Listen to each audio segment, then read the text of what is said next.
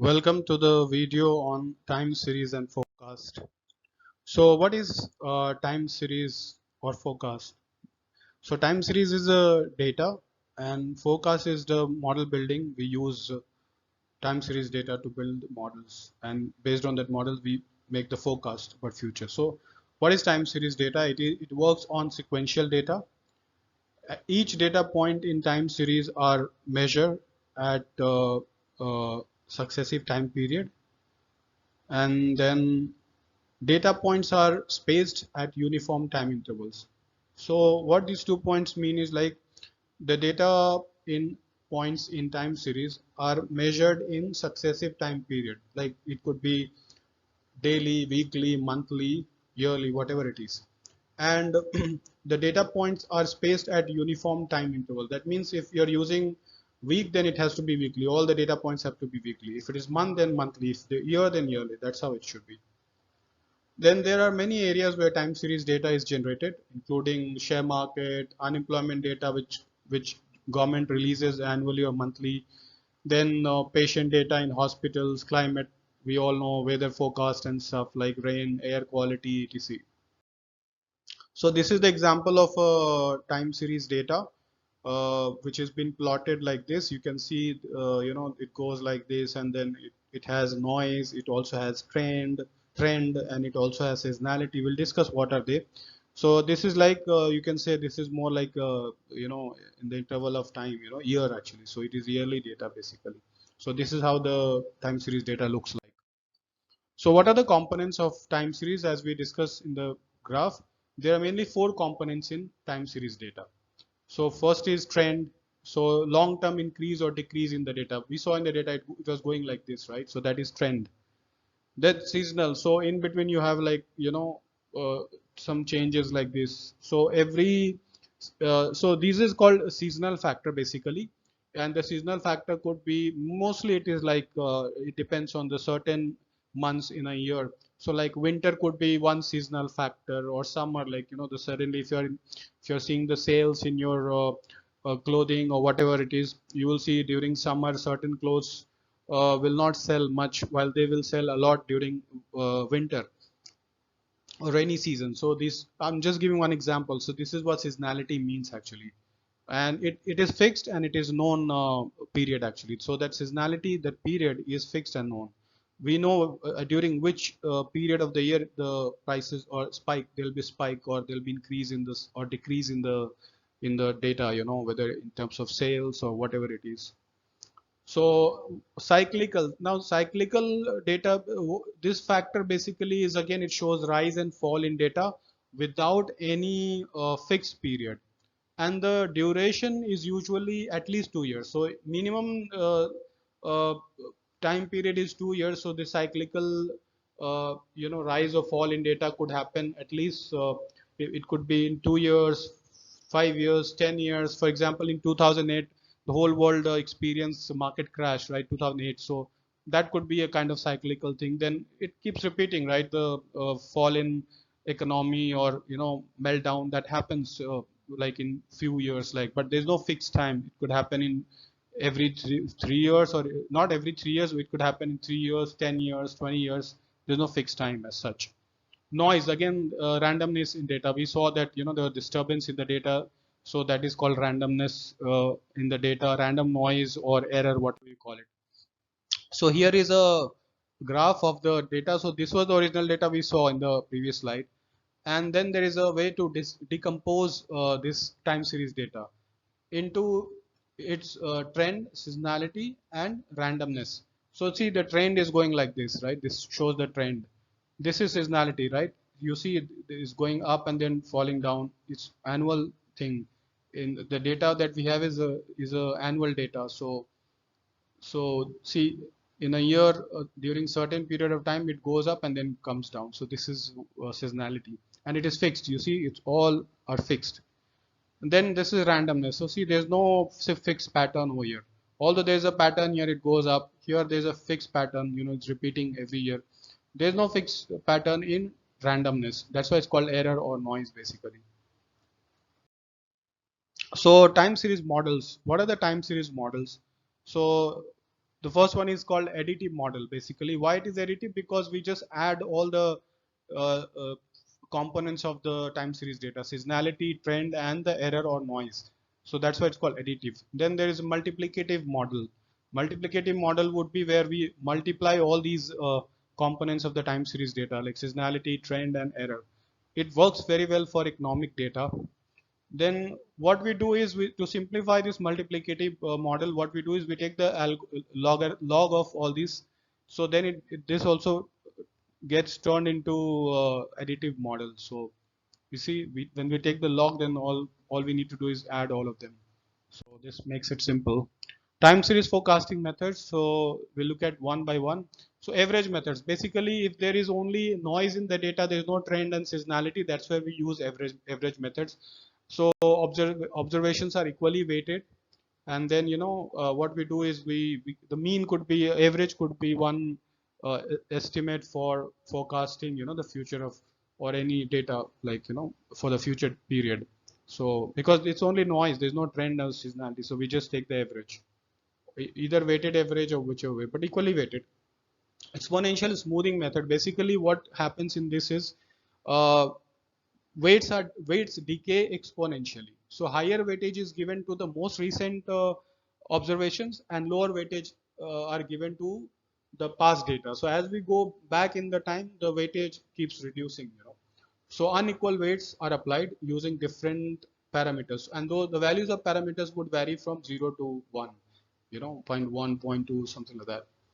So there is another method. It's called ARIMA, auto-regressive integrated moving average models. So this again takes care of all like noise. Then it takes care of the seasonality, trend, and everything. It's more like a regressive model, like linear regression. So there's linearity in the data. So that's how it works. Now there's one concept, stationarity conditions. So what is stationarity condition? It means that the data uh, the variance and mean of the data should not depend on time. That means they should not change as the data moves, in time actually. So as it moves ahead in time, the variance and mean should remain constant, should not change. They should not depend on time. So that is called stationary data, time series data. So we'll look at now methods, So average method. So if the time series data is random errors, then we just take the average of all the data, and that becomes our estimate for forecast for the next period. So as we discussed earlier, like it works only on random data, and we just take the average. So these methods are suitable for stationary time series data, as we saw the definition, where the variance and mean don't depend on time, they don't change with time. So this is the mean actually. So this is first method within averaging method. This is mean. This is one method. So what we did is we simply add all the values, and then take the average, in time. So since the data is varying in time, time period 1, 2, 3 to t. So we just take the average of all the past data. And as when we keep getting new data points, we keep adding to this. So then we get the forecast for the next period, right? So let's say for in this example, we had data only till yesterday. So this would be the formula. Now today we got the data for today also. So we'll add that value to this. So we get forecast for tomorrow like this. That's how it works. So moving average, this is also example of averaging method only. What we do is we just take the last k values. So we don't take all the data points from the time 1 to time t. Here we just take the uh, k number of time data from the most recent observations. So this is the formula. This is also averaging only, but we are just taking only data, last k data, so the most recent data. So the I will definitely vary from t minus in the bracket k minus 1. So 1 will become plus, and this is k. So this data summation will only be from the t I is equal to t minus k plus 1 to t. That's all, and divide by k, because we are only taking k data points observations from the recent past data. So it takes the mean of the most recent values. Only last k consecutive observations are taken. So small k for infrequent fluctuations, large k for sudden shift in levels. So if you want if you're seeing like infrequent fluctuation in data, then you use k, small k. There's hardly any fluctuation. I mean, not so much fluctuation. So if you just take small value of k, then also you get a good estimate. But if you see a lot of sudden shifts in the data, then it's better to take large k to get a good estimation. So averaging method cannot handle seasonality and trend as we discuss here. It only has randomness in the data. So exponential smoothing methods. Let's look at that. So there are the first one is simple exponential smoothing. Again, this is like averaging only one parameter, and the data has only noise. It doesn't have trend and seasonality. So we use simple exponential smoothing method to deal with that kind of data where there's no trend and seasonality. So Halt's method, what it does is it also takes care of the trend in the data. So along with the noise, it also takes care of trend, and therefore we have two parameters here, but it doesn't take care of the seasonality. So Holt-Winters method, which this takes care of all the three aspects of the time series data. If the data has noise, trend, and seasonality, all three components, then this takes care of all the three components, and that's why this one has got three parameters. As we discussed, parameters value vary from 0 to 1. So let's look at the first one, SES, that is simple exponential smoothing. This is the formula. So this is the forecast value for, let's say, tomorrow, and we have data till today. So alpha is your parameter, right? The smoothing parameter. Alpha yt plus 1 minus alpha ft. So of course yt will be the previous value, right? We are focusing for today, tomorrow. So we will get the yt for today and ft for the last forecast value.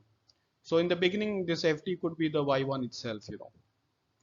So as we said, like this is the forecast for the next period. Alpha is the smoothing constant, and ft is the forecast for the period t, and yt is the observed value in the period t, right?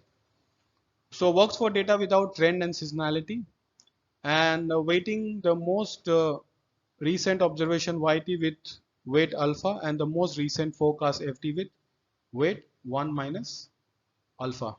So this one is given like, you know, alpha weightage, and the most recent forecast is given 1 minus alpha weightage.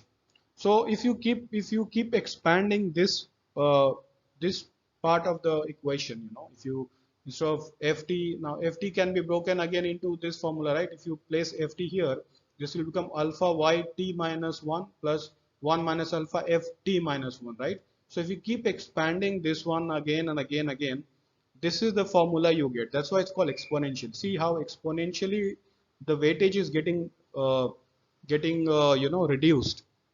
So alpha, now alpha is always between 0 and 1, right? So 1 minus alpha will be less than 1, right? And then this 1 minus alpha is less than 1, and if you take the square, it will become smaller, then cube smaller, and as we go ahead, finally we reach f1. So this is where, you know, this is why exponential, it is exponential smoothing method. So it's exponentially decaying, the weight is exponentially decaying. And f1, for f1, what we do, initial value, we take y1. So we assign f1 as y1. That's how we work on this. So Halt's exponential smoothing method. So so this is the formula because it also takes care of seasonality, trend, right? So we'll see how it works. So this is a formula LT. So this is for the noise part actually. This part of the equation is, so there are three equations here. So this deals with the noise in the data, just like you know, exponential smoothing, simple exponential smoothing. So alpha yt 1 minus alpha L t1 t minus 1 plus b t minus 1. We'll see what are these parameters, you know. Now this is the your trend. This takes care of the trend in the data. So it's beta lt minus lt minus 1 plus 1 minus beta bt minus 1. So remember, this lt is for the noise in the data, and b is for the bt is for the trend in the data. So these are the formulas actually for the both. And finally, for forecast, the final formula for m future periods, it is ft plus m, right? So lt plus m into bt, because m is for the trend, right? So that's why we add m here. So LT, this is the formula basically. So LT estimate of level of series at at time t. Level of series means that basically what we are looking at is the noise part. Alpha again is smoothing constant for the level estimate. Then bt is estimate for the trend of the series at data as we discussed, and beta is smoothing constant for the trend estimate, right? Then yt is observed value in period t, and m is the periods to be forecast in future. So if we are forecasting for next whatever, like 5 days, or if this is daily data, then 5 days, the fifth day what will be the value. If it is monthly, like 2 months later, what will be the, so it will become 2. If it is annual data, then after 5 years what will be the forecast, so they will become 5. That's how it is. So works for data with trend but cannot handle seasonality. So for initial value of L0, we take Y1 as L0, B0 we can take as 0, or Y2 minus Y1, or Y4 minus Y1 by 4. So these are the ways we can initialize these L and B. Smoothing constant can be selected based on like forecast error such as root mean square error. So large values of what? Of these alpha and beta will cause rapid change, and small values of these parameters will result in less rapid change. So Winter's exponential smoothing method, what is that? So this is the formula. This is for the noise actually. You see alpha yt minus s t minus s plus 1 minus alpha into lt minus 1 plus bt minus 1. So so look at these, take a pause and then look at these formulas, So bt, this is for the trend, right? And then again we have seasonality. So we have three equations here. One for noise, one for trend, and another one for last one for seasonality. So alpha, beta, and gamma, three parameters. Right, so forecast m future period. So this is the final formula. So LT plus MBT, M is for that m future data period, and this seasonality term here. So again, LT is for the noise, alpha is for smoothing constant for the noise, then BT is for the estimation for the trend at time t, and beta is for the smoothing constant for the trend. Then ST stands for seasonality component, and gamma is the smoothing constant for the seasonality estimate. Then YT is the observed value in the period T, and M is the periods to be forecast in future. S is the length of the seasonality, right? So what does seasonality mean? Length of seasonality means actually, if it is annual seasonality we are looking at, so let's say we are looking at winter season. So that seasonality could be, like for 3 months or 2 months, whatever it is, so that way. So how much, if it is monthly data, then what would be the length of that seasonality? If it is the seasonality lasts for 2 months or 3 months, then it will be accordingly. So works for data with trend and seasonality along with the noise, right? So this is how you initialize actually these values. LS is 1 by S into Y1 plus Y2, so it goes up to YS, whatever the length of the seasonality, right? Now ST, right? So S1, right? So how do we, S1 is Y1 minus LS, whatever it is. So ls is here, we have initialized ls here, so y1 minus ls, that becomes your initial value of s1. S2 again this, S3, so it goes on like this. And for bs we take this 1 by s into, this is the formula. So smoothing constant can be selected again the same way, like look at the forecast error, calculate RMSE for different values of alpha, beta, gamma. Keep doing that and see which gives you the least value for RMSE. That is your parameter actually. So again, large values, they will cause rapid change. Small values will result in less rapid change. So forecast in R. So I've given a sample code here. So this is the library forecast, and I'm just reading a data called birth, right, using scan function, and then we have to turn that data into time series data. So there is a function called TS, so that will turn this data into time series data. So we put the B here, frequency 12, it is annual thing actually. So starting point will be here, so first month of 1946 or something like that. So or perhaps I think it's, yeah, that would be the frequency. And then you have plot.ts. So if you want to plot time series data, then you use plot.ts function. So it will plot the data. And then what we do, remember in the previous some other slides we saw decomposition. So we decompose the time series data into three components: trend, seasonality, and randomness. So this is the formula. This is the function for that decompose the time series data, right? So this is what it will do. So this is for seasonality. If you want to see the value, this is what you use. That variable dollar and then seasonal, trend, and then random. So randomness in the data. If you plot this, decompose this, that the graph you'll get, which will show you all the three, the original data, then trend, seasonality, and randomness. It will plot all of them. So how to build forecast model in R? So there is a function called halt winters. So here we are just building the the final one, right, which takes care of all the three components of the time series data, like seasonality, trend, and noise. So, and then there are other parameters inside you can check on R. So question mark halt winters, and we'll do that.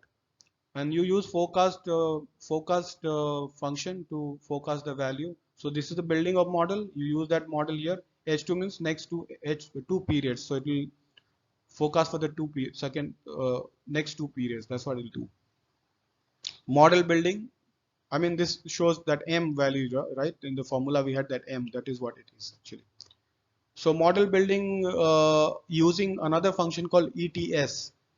So again, I'm reading another data so.txt. I have got it on my laptop. So, and then you turn this into time series, using the TS function. And then again use plot.ts to plot that same like before. And then how this works is that you just provide the time series data into this. Models easy means it will create all kinds of possible models. It will give you all the options. So forecast is again, you use forecast function and then this fit, right, and then it will predict that third, so three periods, like, from whatever is monthly, so 3 months from now, or if it is weekly, then 3 weeks from now, so it will predict accordingly. So thank you so much. I hope this video has added some value to your knowledge. And this is only basics, so I know I've skipped a lot of other points which you need to do research online and get to know about. So main thing in data science is practice. The more you practice, the better it is for you. You can get a lot of online data, and and use this basic principles that you learned here. There are many other functions like ARIMA. I didn't touch upon that. So ARIMA is another function to build models, which with the data which has got all the three components. So there are so many things you can do. Time series is a very vast field again, and widely used all over in so many fields, like whether it's climate change, for weather forecast, share market, and so many other domains. So you can learn more about time series online. What I've shown here in this presentation is the basics of all the important aspects, just touched upon them. And given in the last slide, I've just given you basic course. There is much more than what I've given here even in the R course. So you can go and do some online search and learn yourself. There are many books available. So this is the best way to learn is learn yourself. So this will only give you the basics. So all the best with your learning. So if you like this video, please like, share, and subscribe. Thank you.